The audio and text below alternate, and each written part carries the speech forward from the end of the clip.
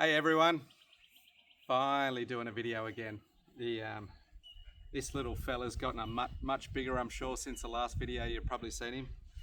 Not so much little Ollie anymore, big Ollie. Been a bit of a terror. Because it's been a while since the last video, I'm going to just take you around and give you a bit of an update on what's been happening around the property. Anyway, we've been sort of not much mass scale sort of reno, just more sort of general sort of gardening and tidying up sort of gardens and things. So I'll give you an idea. I'll show you a couple of them.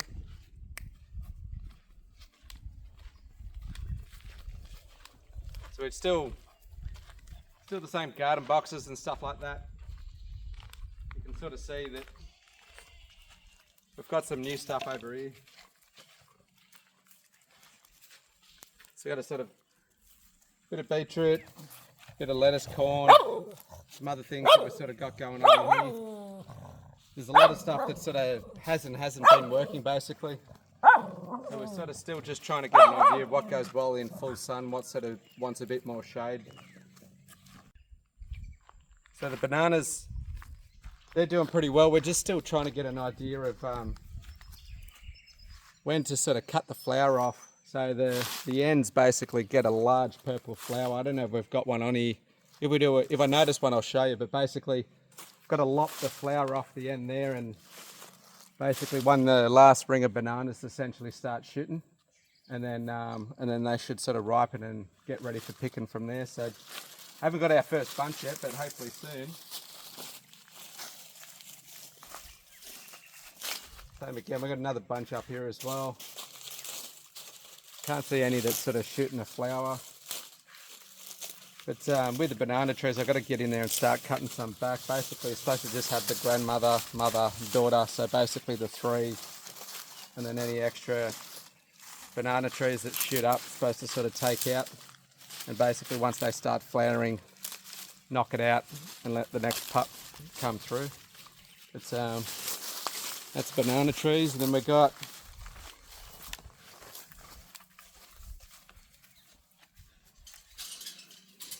this area in here where we're sort of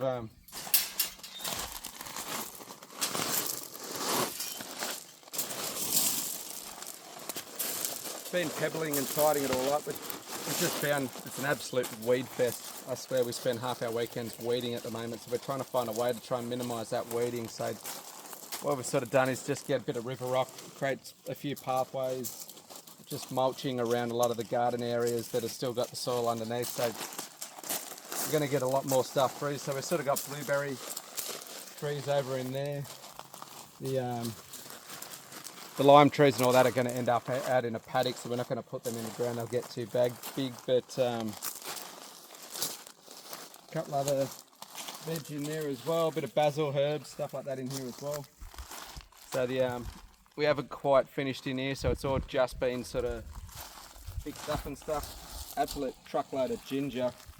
The ginger's been going absolute nuts up here. So we've got a fair bit of that. And yeah, chili plants and all other bits and pieces and stuff as well. So it's getting there. Found this banana tree. This is the flower I was talking about. So you can see here it's got the runs of bananas growing on the top there. So just little finger lady bananas. That'll probably still go. Looks like it's pretty much stopped. They're quite minute, so I don't know what's going on there, but yeah, essentially once those rings of bananas stop, that's where you lop the flower off basically and let it ripen from there. So yeah, that's another example. This is the new greenhouse area, because we've been struggling up here with with the heat, the insects, the bugs. I'm finding mostly it's the insects and the bugs is just killing and eating everything basically, so the caterpillars and all that. So we've sort of, we're going to end up doing a proper shade cloth around this once we frame it all up with a proper door and stuff, but we've sort of just got a bit of a temp job at the moment, but it's going much better. So got everything from strawberries to tomatoes to chilies to sweet potato, corn, beetroot,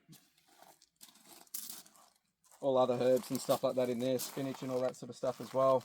We'll get all tomatoes and stuff growing up here, so just a bit more of a protected area basically. That hopefully it all survives and grows a bit better, and we get a little bit more less insects killing everything basically, and then we'll end up putting a bit of a nicer sort of setup over here where we can sort of grow seedlings and stuff like that rather than trying to buy everything from Bunnings and stuff all the time. We can actually start seeding our own sort of herbs and stuff like that anyway. So this will be sort of a bit of a pottering table and stuff, but yeah, should all come up nice once it's all framed up and shade clothed through here. Planted some passion fruits just to get a bit more shade around this gazebo, and they've taken off, so they're given a bit of screening, which is good. The all started to finally start flowering and fruiting, which is good. Annoyingly, it's grown through the bloody gutter. So, and the worst part is I could rip it out, but the problem is the gutter one's the one where all the fruit's sitting right now. So, sort of letting it go at the moment until the bulk of the fruit. But these are golden passion fruit, so they come out a bit. Still got a bit of ripening and lightening to sort of go, but fair few on there. Wreck Pond area's been going pretty strong. With all the rain we've had, grass is all taken off, so everything's sort of nice and solid. Mowing only mowing twice a week, but it's actually finally slowed down, which is good. So you can sort of see here how thick and lush, just like a carpet. So it's nice, quite good out here. The Wreck Pond itself, probably the cleanest it's been since we've had it. We just had the guys that originally built the pond. One of the guys come out and did a bit of a dredge and a bit of a clean. You can actually see all the river rock and all the base of the pond. So crystal clear at the moment, looking unreal. But nice and fresh. If you want a nice ice bath at the moment, it's perfect.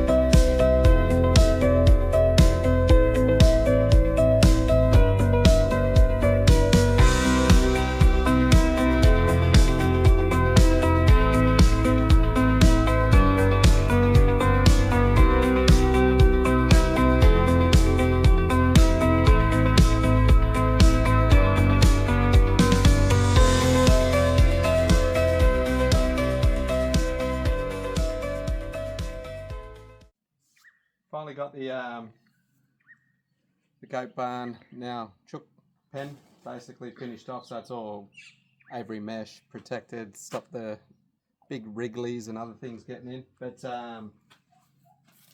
we've just got the one rooster at the moment, and got a couple of, we just got the 2 hens as well, so got to get a few more hens, but not easy to get at the moment with the eggs shortage that's going on. But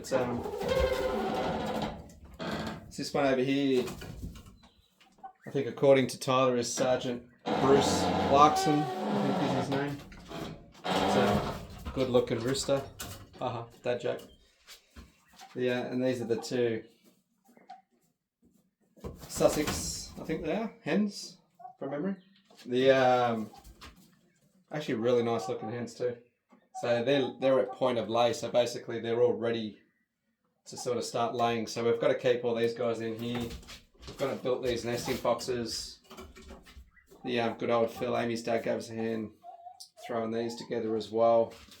We've got to sort of sort out their feeders and stuff, and their water bowl as well.